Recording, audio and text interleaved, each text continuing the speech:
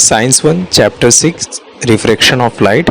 Last lecture में हमने देखा था कि what is refraction of light, तो उसका रूल्स भी हमने देखे थे। उसके कुछ रूल्स थे किस तरह फॉलो करते हैं। सबसे पहले देखते हैं कि रिफ्रैक्शन ऑफ लाइट क्या है। Light changes its direction when going from one transparent medium to another transparent medium, this is called refraction of light. जब लाइट एक ट्रांसपेरेंट मीडियम से दूसरे ट्रांसपेरेंट मीडियम में जाती है तब अपना डायरेक्शन थोड़ा सा चेंज करती है, स्लाइट चेंज हो जाता है, तो उसे रिफ्रैक्शन ऑफ लाइट कहते हैं। आज हम देखेंगे कि हमारे डे टू डे लाइफ में कौन सी चीज़ें हैं या कौन से जगहों पे रिफ्रैक्शन ऑफ लाइट वाला जो फिनोमेना है वो हम देखते हैं। तो इसके लिए आप अपने टेक्स्ट बुक का पेज नंबर 76 ओपन करो। ट्विंकलिंग ऑफ स्टार, इसको पढ़ने से पहले यहाँ पे कैन यू टेल है, वहाँ पे दो क्वेश्चंस हैं। Have you seen a mirage which is an illusion of appearance of water on hot road or in desert? And second, have you seen that object beyond and above a holy fire appear to be shaking? Why does this happen? तो Miraj basically आपने देखा होगा फिल्मों में कि desert में कोई फंस जाता है तो उसे कुछ दूर पे ऐसा लग रहा है कि वहाँ पे पानी है, जबकि पानी रहता नहीं है, उसको इल्यूजन होता है। हाँ, उसको भ्रम होता है ऐसा, लेकिन एक्चुअली पानी नहीं रहता, उसे मिराज कहते हैं। या बेसिकली इल्यूशन ऑफ वाटर या किसी भी चीज़ का। या हॉट रोड पे अगर गर्मी के मौसम में जा रहे हो तो रोड पे ऐसा लगेगा कि कहीं पे दूर पानी है। सेकंड केस है ये कि होली फायर, जब होली जलाते हैं तब आप होली के इस साइड खड़े हो और आपका फ्रेंड होली के उस साइड खड़ा है, जलती होली के, तो आपको ऐसा लगेगा कुछ टाइम में कि आपका जो फ्रेंड है वो हिल रहा है, थोड़ा सा शेक कर रहा है। हाँ, उसका जो इमेज है वो शेक हो रही है। या फिर आपके फ्रेंड को ऐसा लगेगा कि आप जो है उस तरफ हिल रहे हो, पूरा फ्लिकर हो रहे हो आप। ठीक है, तो ये क्यों होता है? तो ये बेसिकली ये जो दोनों चीज़ें हैं ये रिफ्रैक्शन ऑफ लाइट की वजह से होती है। इसका एक्सप्लेनेशन है, the local atmospheric conditions affect the refraction of light to some extent. In both the examples above, the air near the hot road or desert surface and near the holy flame is hot and hence rarer than the air above it. तो यहाँ पे भी medium का फर्क होता है। देखो यहाँ पे एयर ही मीडियम है, लेकिन एयर की जो डेंसिटी होती है वो डिपेंड करता है कि एयर कितनी हॉट है या कितनी कूल है, या हाँ, तो उसके ऊपर डिपेंड करता है। तो जब हॉट रोड है या डेजर्ट का जो सैंड है वो जब गर्म होती है तो उसके पास का जो एयर है वो गर्म एयर होता है, और उसके जितना ऊपर ऊपर जाएंगे वो एयर उतना ठंडा होता है। ठीक है, तो होली फ्लेम में भी ऐसा होता है कि होली फ्लेम जो आग के पास की एयर है वो गर्म है, और उसके ऊपर जितना ऊपर डिस्टेंस पे एयर है वो ठंडी होती है। तो जो गर्म एयर है, हॉट एयर है, उस वो रेयरर होता है कंपेयर टू जो ठंडी एयर है। ठंडी एयर जो होती है वो डेंसर मीडियम होती है। The refractive index of air keeps increasing as we go to increasing height. तो जैसे जैसे आप ऊपर जाते हो, जैसे जैसे हाइट पे जाते हो, तो एयर जो होता है वो ठंडी होती जाती है, तो उसका रिफ्रैक्टिव इंडेक्स बढ़ता जाता है क्योंकि वो डेंसर मीडियम बनते जाती है। In first case above, the direction of light rays coming from a distance keep changing according to the law of refraction. तो law of refraction की वजह से जो डायरेक्शन ऑफ लाइट है वो हमको ऐसा लग रहा है कि चेंज होती होती दिखती है, क्योंकि वो उस पर क्या हो रहा है, जो लाइट आ रही है वो रिफ्रैक्ट हो रही है एक मीडियम से दूसरे, मतलब रेयर से डेंसर मीडियम में जा रही है, इसलिए हमारे पास आने से पहले वो कई बार डायरेक्शन चेंज कर चुकी होती है। The light rays coming from a distant object appear to be coming from image of object inside the ground as shown in figure 6.5. This is called a mirage.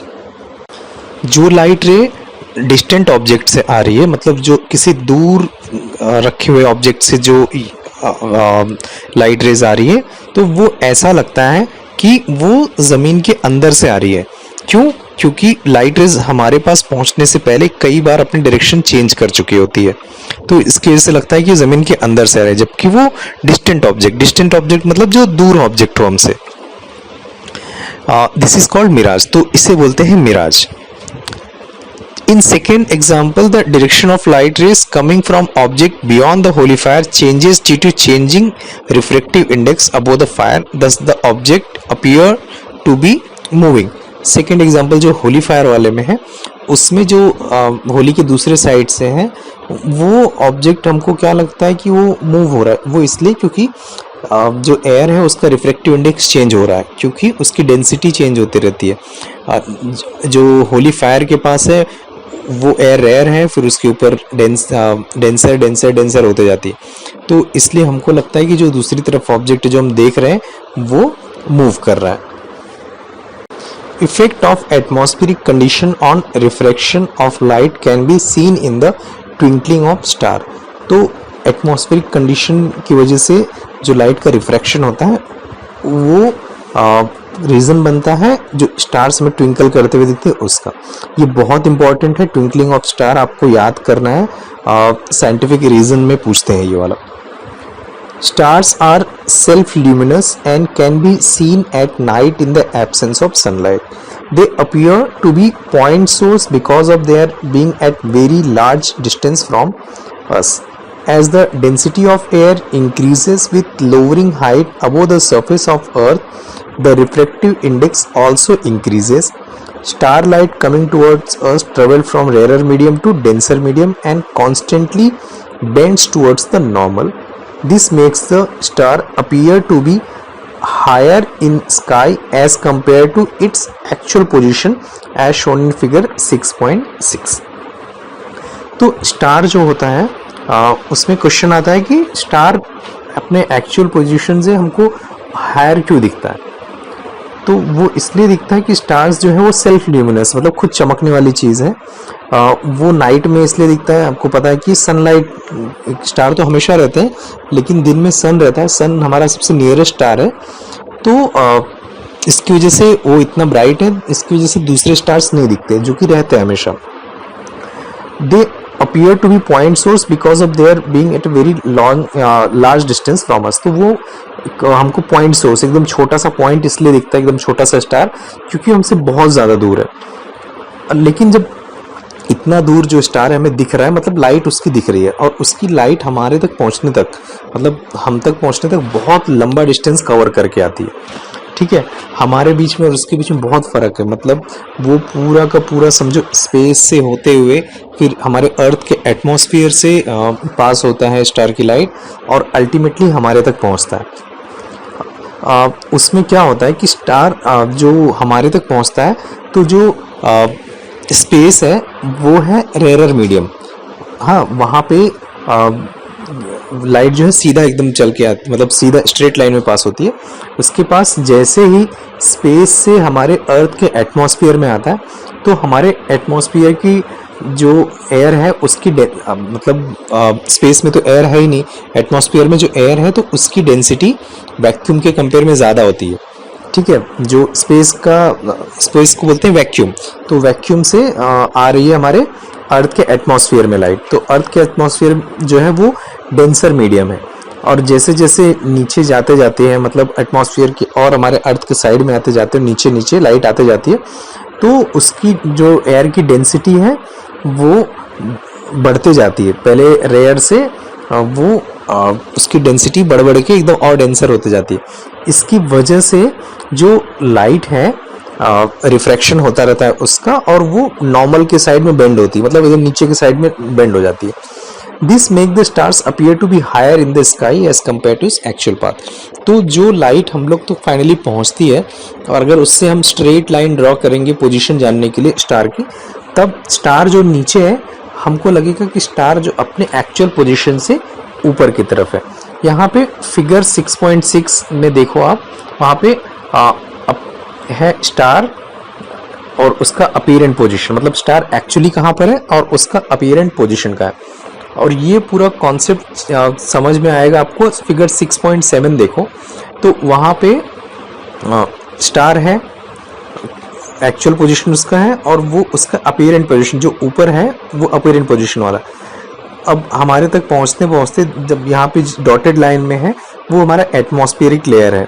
हाँ, तो एटमॉस्फेरिक लेयर में जो है वो उसकी डेंसिटी ज़्यादा होते जाती है जैसे जैसे नीचे आता रहता है। तो इसकी वजह से देखो लाइट जो सीधे आनी चाहिए थी वैक्यूम तक यानी स्पेस तक वो सीधे आती है, लेकिन जैसे ही यहाँ पे डॉटेड वाले एरिया में यानी हमारे एटमॉस्फेयर में आ जाती हो तो वो नॉर्मल की तरफ यानी नीचे की तरफ बेंड होने लगती है, और जहाँ पे प्रॉपरली हम तक पहुँचती है और वहाँ से अगर हम स्ट्रेट लाइन ड्रॉ करेंगे तब स्ट्रेट लाइन ड्रॉ करके जो अपीरेंट पोजीशन वाला स्टार है वहाँ तक पहुँचता है। तो मतलब स्टार है नीचे लेकिन हमें दिख रहा है ऊपर दिख रहा है। क्यों? क्योंकि उसकी लाइट हम तक पहुँचते तक कई बार अपना डायरेक्शन चेंज कर चुकी होती है। ये बहुत इंपॉर्टेंट है, इसको आप अच्छे से बाहर कर लो। डाइजेस्ट में इसका प्रॉपर आंसर भी दिया हुआ है, या आपने अगर जो यहाँ का जो पैराग्राफ का आंसर है वो भी लिखोगे तो वो भी सफिशिएंट है। इसी का सेकेंड पार्ट है कि स्टार्स जो है वो ट्विंकल करते हुए क्यों दिखते हैं, मतलब ऐसा बंद होते चालू होते बंद होते ट्विंकल क्यों करते हैं। तो apparent position of stars keep changing a bit, this is because of the motion of atmospheric air and changing air density and temperature. Because of this the refractive index of air keeps changing continuously. Because of this change position and brightness of star keep changing continuously and star appears to be twinkling. तो हमारे तक आने तक जो star की light है बहुत लंबा पाथ ट्रेवल करती है, और एटमॉस्फेरिक हमारे जब एटमॉस्फेयर में आती है तो हमारे एटमॉस्फेरिक कंडीशन जो होता है वो हमेशा चेंज होते रहती है। ठीक है, कभी वो गर्म हो जाती है कभी ठंडी हो जाती है, तो उसकी डेंसिटी कम होती है ज़्यादा होती रहती है। तो इसकी वजह से क्या होता है जो रिफ्रैक्टिव इंडेक्स है हमारे एटमॉस्फेयर का वो कंटिन्यूसली चेंज होते रहता है। तो because of this change star की ब्राइटनेस, कभी स्टार में ज़्यादा ब्राइट दिखता है कभी हमको कम ब्राइट दिखता है, वो हमेशा चेंज होते बदलते रहता है।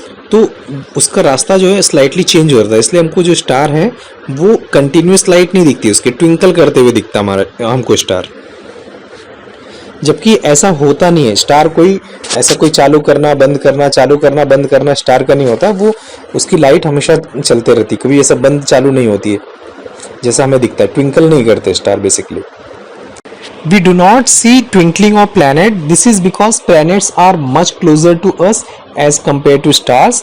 They therefore do not appear as point source but appear as a collection of point source.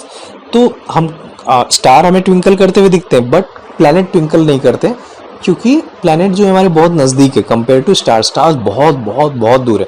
सबसे नज़दीक स्टार तो हमारा है सन, तो वो जो स्टार हमको एकदम पॉइंट सोर्स के जैसे दिखते हैं वो सोच सकते हो आप कि कितना दूर होंगे, क्योंकि आपने सुना होगा कि बहुत सारे स्टार्स ऐसे हैं हमारे यूनिवर्स में हमारे गैलेक्सी में जो कि सन से भी 1000 टाइम से ज़्यादा बड़े हैं, लेकिन वो इतना दूर है हमसे, बहुत ज़्यादा दूर है, इसलिए हमें बहुत छोटे छोटे पॉइंट सोर्स के जैसे दिखते हैं। और लेकिन प्लैनेट उसके कंपेयर में बहुत नज़दीक है, वो हमको पॉइंट सोर्स के जैसे नहीं दिखते हैं। Because of the change in the atmospheric refractive index, the position as well as the brightness of individual point source change, but the average position and total average brightness remains unchanged, and planet do not twinkle. तो जो stars हैं वो atmospheric जो उसका refraction change होने की वजह से उनकी पोजीशन हमको चेंज दिखती है, लेकिन जनरली देखो तो जो प्लैनेट्स हैं प्लैनेट की पोजीशन एक एवरेज के हिसाब से देखोगे तो एवरेज पोजीशन और उसका एवरेज ब्राइटनेस है वो सेम रहता है, क्योंकि उनके अंदर खुद का तो कुछ ऐसा लाइट नहीं है, सेल्फ ल्यूमिनस तो है नहीं, जो भी सन से उसको जो भी ब्राइटनेस मिल रही है, तो इसकी वजह से क्या हो रहा है कि वो ट्विंकल करते हुए नहीं दिखते और नज़दीक है, इसलिए रिफ्रैक्टिव इंडेक्स में फ़र्क होता भी है तो इतना भी नहीं होता, इसलिए एवरेज ब्राइटनेस और एवरेज उसकी जो पोजीशन है वो अनचेंज रहती है। इसमें आगे जो है वो सनराइज़ और सनसेट के टाइम पे वो भी आपके साइंटिफिक रीज़न में इम्पॉर्टेंट है कि जो सन होता है बेसिकली सनराइज़ के पहले ही हमको दिखता है, मतलब एक्चुअल सनराइज़ के पहले हमको सन दिखता है और सनसेट होने के बाद तक हमको दिखता है कुछ सेकेंड, मतलब कुछ टाइम तक। तो वो क्यों होता है? तो वो भी रिफ्रैक्शन की वजह से होता है। The sunrise by sunrise we mean the appearance of sun above the horizon. तो सनराइज का मतलब क्या होता है कि जब जो सन है वो हमारे होराइजन से दिखता है, मतलब होराइजन के लेवल में आ जाता है, मतलब जब हमारी अर्थ ऐसे राउंड कर रही है, सन अपनी जगह पे, अर्थ रिवॉल्व कर रही है, जब रिवॉल्व करते हुए अर्थ सन के लाइन में आ जाती है, जब होराइजन में आ जाती है तो होराइजन के ऊपर जब सन आता है तो हमको दिखने लगता है। But when the sun is somewhat below the horizon, its light rays are able to reach us along a curved path due to their refraction through earth atmosphere as shown in figure 6.7। तो अर्थ के atmosphere की वजह से हमको जब सन का जो real position है वो होराइजन के नीचे ही है, लेकिन वहाँ पे भी रिफ्रैक्शन होता है। रिफ्रैक्शन होने की वजह से क्या होता है कि वो भी नॉर्मल के साइड बेंड होती है लाइट, और हमको पहले ही दिखता है, मतलब हमको सन का जो अपीरेंट पोजीशन है वो थोड़ा ऊपर दिखता है जबकि सन है नीचे। ये उसी तरह समझ सकते हो जैसे एक ग्लास में आपने कॉइन डाला था और कॉइन डालने के बाद उसके अंदर जब पानी डाला तो पानी जो है वो डेंसर मीडियम है। डेंसर मीडियम होने की वजह से जो कॉइन है पहले नहीं दिख रहा था उस जगह से, लेकिन जैसे बिना पानी डाले, लेकिन जैसे ही ग्लास में अपने पानी डाला तो सेम जगह जहाँ से नहीं दिख रहा था कॉइन वहाँ से भी दिखने लगा। वैसे सन की लाइट जो है, सनरेज जो है वो अर्थ के एटमॉस्फेयर में आके नॉर्मल के साइड बेंड होती है और सन का अपीयरेंट पोजीशन ऊपर दिखता है, स्टार के जैसा है। मैंने जब आपको ये स्टार का पोजीशन समझाया था उसमें फिगर 6.6 देखने बोला ही था, लेकिन फिगर 6.7 भी देखने बोला, वो भी लगभग वैसा ही होता है। तो उसका रीजन ये है कि when the sun is somewhat below the horizon, its light rays are able to reach us along a curved path due to their refraction through earth atmosphere as shown in figure 6.7. Thus we see the sun before it emerges above the horizon। तो horizon में आने से पहले ही हमको sun दिखाई देने लगता है। इसका जो sunset वाला है, same thing happens at the time of sunset। we keep seeing the sun for a short while even after it goes below the horizon। तो सनसेट के टाइम पे सन जब होराइजन के नीचे चला जाता है तब भी हमको कुछ टाइम तक सन दिखता है। वो क्यों दिखता है कि वही सेम उसकी जो लाइट है वो अर्थ के एटमॉस्फेरिक कंडीशन की एटमॉस्फेयर में उसका रिफ्लेक्ट होके हमारे तक पहुंचते रहती है। तो एक्चुअली सन सेट हो चुका है लेकिन कुछ टाइम तक हमें सन दिखता है। ये सनराइज और सनसेट वाला वो अच्छे से याद करना। यहाँ पे 4 चीजें आपको याद करना था। एक है स्टार्स की अपीयरेंट पोजीशन और एक्चुअल पोजीशन, सेकंड था स्टार्स का twinkling, third sunset, fourth sunrise. और एक्टिविटी जो था मिराज वाला और होली फायर का इस साल का जो ओमिटेड पोर्शन है उसमें आया है, लेकिन तब भी आप एक बार पढ़ लेना। रिफ्रैक्टिव इंडेक्स मतलब उसका भी रीजन वही रिफ्रैक्शन या रिफ्रैक्टिव इंडेक्स की वजह से ही होता है। तो ये जितने सारे चारों पांचों फिनोमेना हमने पढ़ा, पांचों चीजें हमने जो पढ़ा वो सब रिफ्रैक्शन से ही रिलेटेड है। इनके सबके आंसर आप देखोगे तो एक ही जैसा है कि सबका रीजन ये है कि रिफ्रैक्शन की वजह से।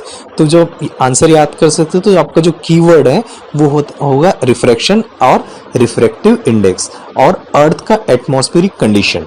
ठीक है, नेक्स्ट है डिस्पर्शन ऑफ लाइट। तो डिस्पर्शन क्या है? Hold the plastic scale in your compass in front of your eyes and see through it while turning it slowly. You will see light rays divided into different colors। तो जो आपके scale है उसको आंखों के सामने रखो और ट्यूबलाइट के सामने ऐसे लगा के देखो। वीडियो अभी थोड़ा टाइम के लिए पॉज करके अभी भी देख सकते हो आप। तो आप जब देखोगे कि जो स्केल से ना आपको जनरली ट्यूबलाइट की लाइट वाइट लाइट है, लेकिन जब स्केल से आप देखोगे तो बहुत सारा कलर दिखेगा आपको, अलग अलग कलर में डिवाइड हो ही रहेगी वो light. These colours appears in following order: violet, indigo, blue, green, yellow, orange and red. हाँ, विबग्योर जिसे बोलते हैं। तो violet, indigo, blue, green, yellow, orange और रेड, ये जो 7 कलर है उसको लाइन से याद करने के लिए विबग्योर एक कीवर्ड है जो आपकी बुक में भी दिया है, उसे याद रखोगे तो ये 7 कलर आपको उसके ऑर्डर है वो याद हो जाएगा। You know that light is electromagnetic radiation. Wavelength is an important property of radiation. तो लाइट जो है वो इलेक्ट्रोमैग्नेटिक रेडिएशन है और इलेक्ट्रोमैग्नेटिक रेडिएशन की एक सबसे इंपॉर्टेंट चीज होती है उसका wavelength. The wavelength of radiation to which our eyes are sensitive is between 400 and 700 nanometre. तो हमारी आंखें जो है वो 400 और 700 नैनोमीटर के वेवलेंथ वाली लाइट को ही देख पाती है, सेंस कर पाती है। उससे कम और उससे ज़्यादा जो रेडिएशन है उस वेवलेंथ वाले, वो हम लोग हमारी आंखें नहीं देख पाती। In this interval, radiation of different wavelengths appears to have different colors are mentioned above। तो ये 400 से 700 नैनोमीटर जो वेवलेंथ है उसमें लाइट के अलग अलग कलर हैं, अलग अलग वेवलेंथ पे अलग अलग कलर हैं। The red light has maximum wavelength that is close to 700 nanometer, while violet light has the smallest wavelength close to 400 nanometer। तो रेड का जो वेवलेंथ है सबसे ज़्यादा है 700 नैनोमीटर तक, और जो वॉयलेट है उसका सबसे कम है अराउंड 400 नैनोमीटर। तो इसलिए रेड जो है सबसे ऊपर है और जो वी है वो मतलब वॉयलेट है वो सबसे नीचे, तो इसलिए विबग्योर तो वी पहले होता है और आर लास्ट में। मतलब नीचे से कम से ज़्यादा वेवलेंथ वाले में जाए तो वी पहले है और लास्ट में आर है। मतलब सबसे कम वेवलेंथ है वॉयलेट का और सबसे ज़्यादा वेवलेंथ है रेड कलर का। यहाँ पे 1 नैनोमीटर आपको लास्ट ईयर भी हमने पढ़ा था कि 1 नैनोमीटर का मतलब होता है 10⁻⁹ मीटर।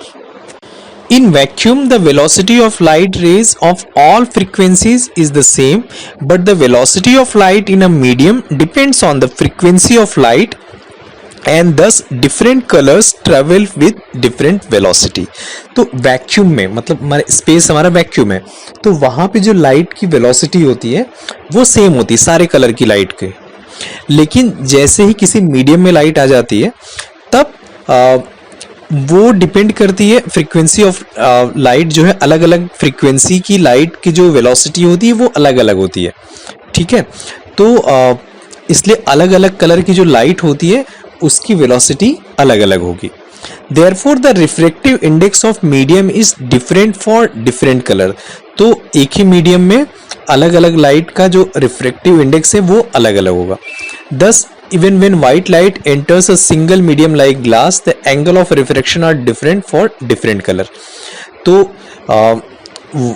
अगर व्हाइट लाइट है वो स्प्लिट होकर 7 लाइट बन रही है, तो हर कलर का मतलब उसके जो 7 कलर हैं, सातों कलर का एक ही मीडियम है, लेकिन रिफ्रैक्टिव इंडेक्स जो होगा वो सातों कलर के लिए क्या होगा, अलग अलग होगा। उसका रिफ्रैक्शन जो होगा अलग अलग होगा, अंदर एंगल ऑफ रिफ्रैक्शन होगा अलग अलग होगा। So when the white light coming from sun through air enters any refractive medium, it emerges as spectrum of 7 color। तो जो सन से लाइट आ रही, व्हाइट लाइट आ रही है, जब वो रिफ्रैक्टिव मीडियम में आ जाती है तब वो 7 कलर में क्या हो जाती है, डिवाइड हो जाती है। ठीक है, तो उसे बोलते हैं dispersion. The process of separation of light into its component colors while passing through a medium is called the dispersion of light। ये आपको याद करना, डेफिनेशन है पेज नंबर 77 पे बोल्ड में है, उसको आप मार्क कर लेना और याद करना कि बेसिकली लाइट, व्हाइट लाइट जो है अपने कंपोनेंट 7 कंपोनेंट्स में जब डिवाइड होती है तो उसको डिस्पर्शन बोलते हैं। Sir Isaac Newton was the first person to use the glass prism to obtain sun's spectrum। When white light is incident on prism, different colors bend through different angle among the 7 colors। Red bends the least while violet bends the most। तो Isaac Newton, जिन्होंने Newton के laws, सब जो sir Newton थे, तो उन्होंने ही सबसे पहले प्रिज्म के थ्रू सन की जो व्हाइट लाइट है उसको क्या किया, स्प्लिट करके देखा। स्प्लिट करके देखने के बाद उन्होंने देखा कि व्हाइट लाइट है वो 7 कंपोनेंट में डिवाइड हो जाती है विबग्योर में। उसमें आप फिगर 6.8 देखो तो जो वॉयलेट लाइट है वो सबसे ज़्यादा बेंड हुई है और सबसे जो लीस्ट बेंड हुई है वो है रेड कलर। मतलब जिसकी फ्रीक्वेंसी सबसे कम है वो सबसे ज़्यादा बेंड होगी, जिसकी फ्रीक्वेंसी सबसे ज़्यादा है वो कम बेंड हो रही है। मतलब कम फ्रीक्वेंसी वाले की स्पीड, जो वेलोसिटी है वो कम है, और ज़्यादा फ्रीक्वेंसी वाली लाइट की जो वेलोसिटी है वो भी ज़्यादा है। तो प्रिज्म से हम क्या देखते हैं, प्रिज्म से दस as shown in figure 6.8 the 7 colors emerge along different path and get separated and we get a spectrum of 7 color। तो सनलाइट है व्हाइट लाइट और उसमें जो प्रिज्म से पास होने के बाद 7 अलग कलर दिखते हैं हमको और सातों अलग अलग पाथ ट्रेवल करते हैं। पेज नंबर 77 पे नीचे है यूज योर ब्रेन पावर, इसमें 2 क्वेश्चन है। फर्स्ट था कि from incident white light how will you obtain white emergent light by making use of two prism. तो हमने देखा कि एक प्रिज्म यूज करके हम एक प्रिज्म लगाते हैं तो वाइट लाइट जो उसमें एंटर करती है, जो दूसरे साइड से जब वो वाइट लाइट निकलती है तो वो 7 कंपोनेंट कलर में बदल जाता है। तो दूसरे लाइट यूज करके हम 7 कंपोनेंट कलर को अगर सेकेंड प्रिज्म से एंटर करते हैं तो दूसरी तरफ फिर से वाइट लाइट मिलती है। इसके लिए जो पहले प्रिज्म के पैरेलल ही दूसरा प्रिज्म रखना पड़ेगा। यहाँ पे मैंने एक डायग्राम रखा है, उसमें आप देखो कि फर्स्ट प्रिज्म है, वाइट लाइट वहाँ से एंटर करती है, फिर कंपोनेंट में कलर में डिवाइड हो जाती है। सेकेंड में भी कंपोनेंट कलर जा रहे हैं और दूसरी तरफ से वाइट लाइट निकल रही है। इसमें दोनों प्रिज्म का पोजीशन देखो, दोनों प्रिज्म को पैरेलल रखा हुआ है। सेकेंड है, you must have seen chandelier having glass prisms. The light from a tungsten bulb gets dispersed while passing through these prisms and we see colored spectrum. If we use an LED light instead of a tungsten bulb, will be able to get the same effect. तो जो chandelier होते हैं, जो झूमर वगैरह लगाए रहते हैं, उसमें छोटे छोटे क्या लगाए रहते हैं, छोटे छोटे ग्लास प्रिज्म होते हैं। उसमें जब टंगस्टन का बल्ब आता है ना, जो येलो लाइट देता है हल्की सी, तो वो टंगस्टन का बल्ब जब लगाते हैं तो उससे जो प्रिज्म से जो लाइट बाहर आती है तो वो अलग अलग कलर स्पेक्ट्रम दिखता है हमको। लेकिन इसमें पूछा है कि अगर एलईडी लाइट लगाएंगे तो क्या सेम हमको टंगस्टन बल्ब के जैसे ही, जैसे टंगस्टन बल्ब से जब प्रिज्म से टंगस्टन बल्ब की लाइट जा रही थी तो हमको अलग अलग कलर का स्पेक्ट्रम मिल रहा था, तो क्या एलईडी बल्ब से मिलेगा? इसका आंसर है नहीं मिलेगा, क्योंकि एलईडी लाइट जो होती है उसकी लाइट की जो वेवलेंथ है वो 400 से 700 नैनोमीटर के बीच में नहीं होती है, इसलिए सेम इफेक्ट आपको एलईडी का बल्ब लगाने से नहीं मिलने वाला। अब आप पेज नंबर 78 पे आ जाओ, वहाँ पे है partial and total internal reflection. Partial मतलब एक पार्ट, एक थोड़ा सा, और टोटल इंटरनल रिफ्लेक्शन। ये अब तक हमने इस चैप्टर में रिफ्रैक्शन पढ़ा है। रिफ्रैक्शन मतलब एक मीडियम से दूसरे ट्रांसपेरेंट मीडियम में लाइट जा रही है और अपना डायरेक्शन चेंज कर रही है। अब हम देखेंगे reflection. When light enters a rare medium from a denser medium, it gets partially reflected, that is part of the light gets reflected and comes back into the denser medium as per law of reflection। तो जब light क्या करती है, rare medium से में जाती है denser medium से, मतलब डेंसर मीडियम से लाइट जा रही है रेयर मीडियम में, तब क्या होता है कि उसका एक पार्ट वापस डेंसर मीडियम में रिफ्लेक्ट होकर चला जाता है और बाकी थोड़ी सी लाइट जो होती है वो रिफ्लेक्ट होकर बाहर आ जाती है। This is called partial reflection. तो इस प्रॉपर्टी को बोलते हैं partial reflection. The rest of light get refracted and goes into the rare medium. बाकी लाइट जो है वो बाहर जाती है, रिफ्लेक्ट होकर ऊपर चली जाती है, और कुछ लाइट जो है वो रिफ्लेक्ट होकर अंदर ही रह जाती है। यहाँ पे फिगर 6.9 है partial and total internal reflection दिखाने के लिए। वाटर है और एयर है। वाटर जो है वो डेंसर मीडियम है, एयर जो है वो रेयर मीडियम है। अगर पानी के अंदर से कोई टॉर्च लगाए, या मतलब लाइट का सोर्स जो है वो पानी के अंदर है, मतलब लाइट का सोर्स है डेंसर मीडियम में, और तो डेंसर मीडियम से टॉर्च अगर लाइट के एकदम आप पानी के एकदम बेस में जाके एकदम वहाँ पे आपने लाइट चालू की, वहाँ पे एक कोई टॉर्च जलाया, तब उसकी लाइट जो है ना डेंसर मीडियम से रेयर मीडियम में आ रही है, तब एक पार्ट उसका रिफ्लेक्ट होके वापस पानी में चला जाएगा और एक पार्ट जो है वो रिफ्रैक्ट होके बाहर आ जाएगा।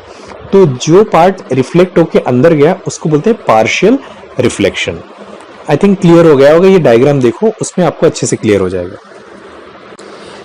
As light is going from denser to rarer medium, it bends away from the normal. That is, angle of incident I is the smaller than angle of refraction R. तो आपको पता है कि जब लाइट है डेंसर मीडियम से rare medium में जाती है तो वो नॉर्मल से दूर चली जाती है। हाँ, मतलब एंगल ऑफ इंसिडेंट जो है वो एंगल ऑफ रिफ्रैक्शन से छोटा होता है। इसमें फिगर 6.9 में this is shown on the left side of the figure 6.9। इसके लेफ्ट साइड वाला देखो, सबसे पहले तो सीधे सीधे वाला जा रहा है वो मत देखना, लेफ्ट साइड में फर्स्ट देखो एंगल ऑफ इंसिडेंट और एंगल ऑफ रिफ्रैक्शन। तो एंगल ऑफ इंसिडेंस जो है वो स्मॉलर है compare to angle of refraction. यहाँ पे पानी डेंसर मीडियम है और एयर जो है रेयर मीडियम है। If we increase I, R will also increase according to Snell's law as refractive index is a constant। तो अगर आप उसको I को मतलब एंगल ऑफ इंसिडेंस को इंक्रीज करोगे तो R जो एंगल ऑफ रिफ्रैक्शन है वो भी बढ़ता जाएगा। For a particular value of I, value of R becomes equal to 90 degree. This value of I is called the critical angle. For angle of incidence larger than the critical angle, angle of refraction is larger than 90 degree। तो एक particular value पे आने के बाद जो R है मतलब angle of refraction है वो हो जाता है 90 डिग्री। तो इसको बोलते हैं दिस वैल्यू ऑफ I। तो I के जिस वैल्यू पे R 90 डिग्री हो जाता है तो I के उस वैल्यू को बोलते हैं क्रिटिकल एंगल। क्रिटिकल एंगल पे angle of incident larger than the critical, for angle of incidence larger than critical angle, angle of refraction is larger than 90 degree. तो जब क्रिटिकल एंगल से, जब एंगल ऑफ इंसिडेंट जो होता है वो critical angle से बड़ा होता है तो एंगल ऑफ रिफ्रैक्शन जो होता है वो 90 डिग्री से ज़्यादा होता है। Such rays return to the denser medium as shown towards the figure, right side of the figure 6.9। 6.9 के राइट साइड में देखो कि जब क्रिटिकल एंगल बड़ा हो गया, क्रिटिकल मतलब 90 डिग्री से ज़्यादा हो रहा है क्रिटिकल एंगल, तब क्या हो रहा है कि पूरी लाइट वापस रिफ्लेक्ट होके अंदर ही आ गई पानी। We can determine the value of critical angle as follows। तो इसके नीचे फॉर्मूला है क्रिटिकल एंगल फाइंड आउट करने का। तो नीचे बॉक्स में देखना refractive index of first medium with respect to second medium equals to sine I upon sine R। For total internal refraction I equals to critical angle, R equals to 90 degree. तो refractive index of first medium with respect to second medium equals to sine I upon sine 90 degree. तो sine 90 जो होता है उसका value होता है 1। तो refractive index of first medium with respect to second medium equals to sine I। इसको आपको बेसिकली इसमें याद क्या रखना है, डायग्राम देखो फिगर 6.9। इसमें लाइट सोर्स है, लाइट सोर्स पानी के अंदर है डेंसर मीडियम में, वो जा रही है रेयर मीडियम में। तो अगर वो सीधे सीधे है मतलब अगर भी बेंड होके नहीं लाइट आ रही है, अगर सीधी लाइट जा रही है तो विदाउट एनी डिविएशन वो लाइट चली जाएगी, मतलब वो रिफ्लेक्ट होके वापस नहीं आएगी, वो विदाउट रिफ्लेक्ट हुए चली जाएगी। थोड़ी बहुत लाइट रिफ्लेक्ट होगी लेकिन जो लाइट रिफ्रैक्ट हुई वो एकदम सीधे सीधे निकल जाएगी। लेकिन जैसे जैसे स्लैंट हो जाएगी, जैसे जैसे थोड़ा बेंड होके लाइट जा रही है बाहर तो वो रिफ्रैक्ट होने लगती है लाइट, ठीक है। और उसके बाद जैसे और बेंड ज़्यादा होते जाती है, जितना ज़्यादा बेंड हो रही है लाइट, बाहर जाने वाली लाइट वो पूरी तरह से बाहर नहीं जाती है, वो कुछ लाइट रिफ्लेक्ट भी हो रही है। लेकिन एक लेवल के बाद तो इसको जो कुछ रिफ्लेक्ट हो रही है और कुछ रिफ्रैक्ट हो रही है उसको पार्शियल रिफ्लेक्शन बोलते हैं। लेकिन एक लेवल के बाद जब एंगल 90 डिग्री से बड़ा हो जाता है बेंड होने का, तब टोटल लाइट रिफ्लेक्ट होके अंदर जाती है, तो उसको बोलते हैं टोटल इंटरनल रिफ्लेक्शन। तो यहाँ पे दो कंडीशन है, एक है पार्शियल और एक है टोटल इंटरनल रिफ्लेक्शन। तो पार्शियल रिफ्लेक्शन क्या है, जब 90 डिग्री से छोटे एंगल पे जब लाइट जा रही है बाहर तब पार्शियल रिफ्लेक्शन हो रहा है। 90 डिग्री से बाहर जाने जब लाइट जाती है मतलब उस एंगल पे जब एंगल ऑफ इंसिडेंट बन रहा है तब टोटल लाइट रिफ्लेक्ट होके पानी के अंदर आ जाती है। इस चैप्टर का थियरी का लास्ट पार्ट है रेनबो फॉर्मेशन। ये बहुत इंपॉर्टेंट है, एग्जाम में पूछते हैं। Rainbow is a beautiful natural phenomena. It is combined effect of number of natural processes. It is combined effect of dispersion, refraction and total internal reflection of light. तो rainbow जो हमको दिखता है बारिश के तुरंत बाद, बारिश होने के तुरंत जैसे बारिश के बाद बारिश रुकने के तुरंत बाद अगर धूप आ जाती है तब रेनबो दिखता है। तो रेनबो में कौन कौन सी चीज़ें होती है? डिस्पर्शन होती है, डिस्पर्शन मतलब वाइट लाइट अपने 7 कंपोनेंट्स में डिवाइड हो जाती है। रिफ्रैक्शन होती है, लाइट जो है अपना पाथ चेंज करती है रेयर मीडियम से डेंसर मीडियम, और मतलब अगर मीडियम चेंज करने पे अपना वो डायरेक्शन चेंज करती है। और तीसरा होता है total internal reflection of light, तो इसमें टोटल इंटरनल रिफ्लेक्शन भी होता है, इसलिए वो चमकती है। It can be seen mainly after a rainfall, बारिश के तुरंत बाद हमको रेनबो दिखाई देती है। Small droplets of water act as small prisms. When light rays from sun enter these droplets, it gets reflected and dispersed. बारिश हो रही है तो जो वाटर ड्रॉपलेट्स हैं, पानी की जो बूंदें हैं, वो छोटे छोटे प्रिज्म का काम करते हैं। When light rays from sun enters this droplet, तो जब लाइट रे जो है मतलब बारिश रुक गई है, उसके ड्रॉपलेट्स अभी भी एयर में हैं, तो जो सनलाइट है, सन की रेज जैसे ही उन प्रिज्म्स के अंदर, मतलब जो वाटर ड्रॉपलेट जो प्रिज्म का काम करे उसके अंदर जब सनलाइट जाती है, it gets reflected and disperse, तो उसका रिफ्रैक्शन होता है, क्योंकि एयर जो होता है, एयर में लाइट है वो रेयर मीडियम है, जो वाटर ड्रॉपलेट है वो डेंसर मीडियम है, तब लाइट अपना पाथ चेंज करती है एंड डिस्पर्स।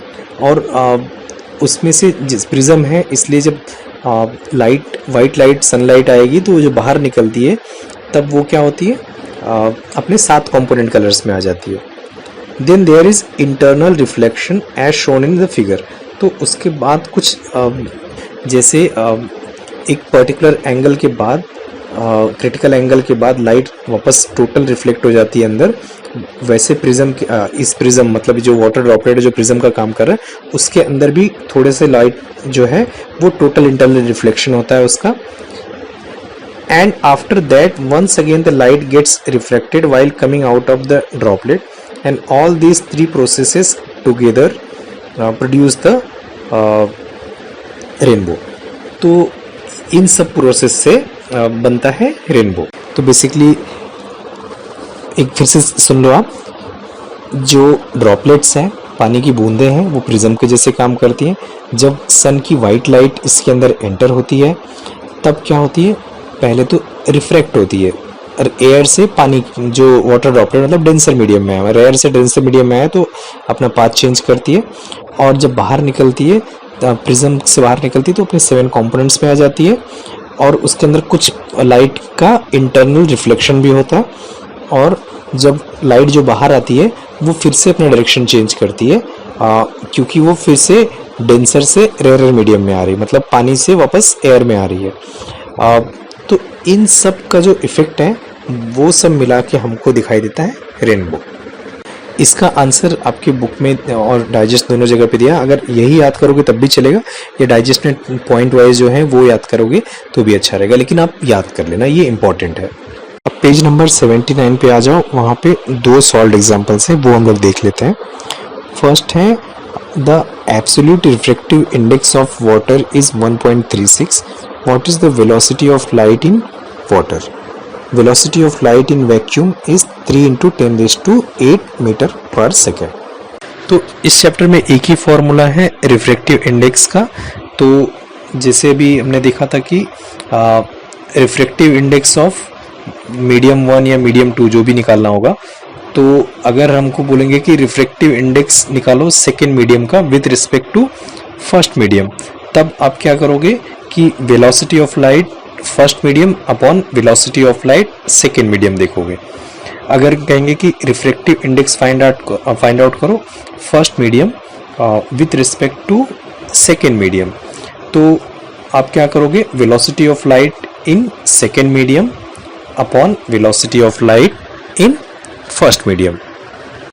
इस एग्जांपल में जो वाटर है, वाटर सेकेंड मीडियम है, वैक्यूम जो है velocity of light in vacuum जो है वो फर्स्ट मीडियम है। तो हमको दिया हुआ है यहाँ पे हमें फर्स्ट मीडियम का मतलब वैक्यूम का वेलोसिटी पता है, वहाँ पे लाइट की वेलोसिटी है 3.10⁸ मीटर पर सेकेंड, तो v1 है 3.10⁸ मीटर पर सेकेंड। और रिफ्रैक्टिव इंडेक्स पता है हमको, refractive index of second medium with respect to first medium n है 1.36। तो n जो है वो सेकेंड मीडियम का है, तब फॉर्मूला है इसका होगा velocity of light in first medium upon velocity of light in second medium. तो रिफ्रैक्टिव इंडेक्स n दिया है, वहाँ पे सबका वैल्यू पुट करो, 1.36 इज इक्वल टू v1 है 3 इंटू 10⁸ अपॉन v2 हमें पता नहीं है, इसमें करो। और फिर उसके बाद लेफ्ट साइड में इसको ले लो v2 को, तो v2 जो नीचे है ऊपर आ जाएगा, तो v2 is equal to 3 into 10⁸ upon 1.36। अब इसको जब सॉल्व करोगे 3 और 1.36 को सिंप्लीफाई करोगे, 10⁸ को वैसे रहने दो, तो आंसर आएगा 2.21 इंटू 10⁸ मीटर पर सेकेंड। तो velocity of light in water is 2.21 into 10⁸ metre per second. Second example देखो, light travels with a velocity 1.5 into 10⁸ metre per second in a medium. On entering second medium, its velocity becomes 0.75 into 10⁸ meter per second. What is the refractive index of second medium with respect to the first medium? तो यहाँ पे दो medium है, medium 1 में light की velocity है 1.5 into 10⁸, medium 2 में light की वेलोसिटी है 0.75 इंटू 10⁸। तो यहाँ पे पता करना है कि refractive index of second medium with respect to first medium. तो सेकेंड मीडियम का करना है, मतलब 2n1, मतलब refractive index of second medium with respect to first medium. तो 2n1 is equals to what, मतलब कितना, तो v1, तो उसका फॉर्मूला है 2n1 equals to velocity of light in first medium upon velocity of light in second medium. तो first medium का तो है 1.5 इंटू 10⁸, सेकेंड मीडियम में 0.75, तो उसको सॉल्व करोगे आप, तो आंसर आएगा, क्योंकि 10⁸ कैंसिल हो गया, और 1.5 और 0.75 को जब सिंप्लीफाई करोगे तो आंसर आएगा 2। तो refractive index of second medium with respect to first medium is 2। यही क्वेश्चन अगर उल्टा होता, अगर ये पूछा होता कि what is the refractive index of first medium with respect to second medium, तब ये पूरा उल्टा होता। तो 2n1 की जगह पे आप लिखते 1n2, मतलब refractive index of first medium with respect to refractive index with respect to first medium with respect to second medium, तो आप लिखते कि 1n2। तो इसमें आपको जो यहाँ पे आपने किया है v1 अपॉन v2, वो हो जाता v2 अपॉन v1, फिर उसको सिंप्लीफाई करने के बाद आपको आंसर आ जाता है उसका। तो ये चैप्टर भी पूरा हुआ। साइंस 1 के 3 चैप्टर हमारे हुए हैं, सेकेंड, 6th और 7th। तो आप लोग इस तीनों चैप्टर को अच्छे से पढ़ लो। इसका मैं टेस्ट लेने वाला हूँ दोनों ग्रुप के लिए, इनफैक्ट तीनों ग्रुप के लिए अलग अलग पेपर बनाऊंगा। इसके बीच में अगर हमें टाइम मिला नेक्स्ट वीक में, संडे को मीनाक्षी मैम ने बोला है कि आप लोग का मंडे टेस्ट है, इसलिए संडे पढ़ने के लिए छुट्टी दिया उन्होंने। तो संडे को मैं लाइव लेक्चर नहीं लूँगा, लेकिन उसके अगले वीक में मैं लाइव लेक्चर लूँगा। तो तीनों चैप्टर का रिवीजन करेंगे और उसके बाद मैं तीनों चैप्टर का टेस्ट लेने वाला हूँ।